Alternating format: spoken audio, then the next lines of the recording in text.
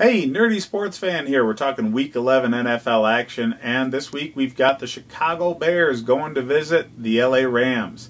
More recently, with what's been going on with these teams, it's made this matchup a bit more interesting than we would have thought it was a few weeks ago. The Bears have found some things that work on their offense, which were working last season. So maybe they'll work their way into a good offensive groove. Their defense is still stout. They have talented players, just not as many. So they're not throttling people like they were last season, mostly because they're on the field so goddamn often. Now the Rams, looking way more mortal than they were at this point last season. Brandon Cook's injury looms large here. Him being concussed and being out of the lineup, Everett's had to step up, and he has. He really has. But he's not the kind of speed demon guy that Cooks is. He's not taking the top off of defense. Neither is Robert Woods. Neither is Cooper Kupp. So everything has to be a bit more worked for.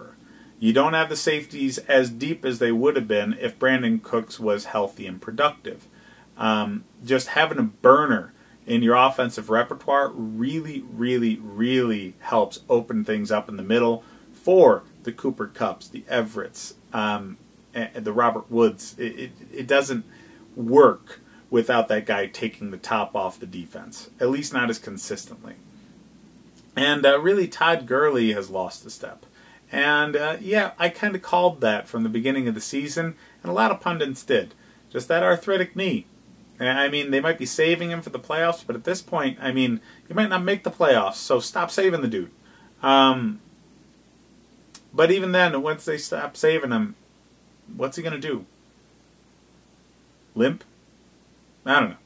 Either way, these are relatively evenly matched defenses. They're both giving up around 250 through the air, about 90-something on the ground. And as far as offenses go, that's where you see the real difference. The Rams are throwing for almost 300 yards a game. The Bears only 2. And the Rams are running the ball for 100 yards a game to maybe 80 for the Bears. Now, the Bears more recently have found a better offensive groove. But until we see something consistent, I still think Mitch Trubisky is a flop, a bust, whatever you want to call him. And the offense just isn't good right now. I think David Montgomery needs to be more involved in the offense, along with Tariq Cohen. They just need to focus on passing out of the backfield so much more than they do. Screen game, running honest routes with Tariq Cohen, just passing out of the backfield is a dynamic opportunity for this Bears team that they do not utilize enough. It would really help Trubisky find a flow. Even though he's god-awful, any quarterback that gets a lot of good short throws in to running backs is going to have a better day and more confidence when they're throwing deep. I think the Rams have this one pretty handily, and so does Vegas. Vegas has them 6.5-point favorites. I think that's an accurate line because the Rams haven't exactly been dominant, and the Bears have been suspect. And the Rams are at home, though, so they're getting a bit of a bump there. So I think it's an accurate line. Really, I would bet the Bears to cover this if I had to, but I wouldn't normally touch this game with my money. There's other more sure thing bets out there. As far as fantasy starts, Robert Woods, Cooper Kupp, they're both wide receiver 2, wide receiver 3 range. Cooper Kupp can be a wide receiver 1 very easily, but just not against this defense. Everett needs to start. There's not many tight ends in the league that are very good, so he's always going to be a top 10. Todd Gurley's still good. He's not great, okay? He's not putting the offense that he did last year together. He just isn't. The easiest way I could point this out is David Montgomery has almost as many touchdowns and more yards than Todd Gurley. that should say something because David Montgomery's been a disappointment this season.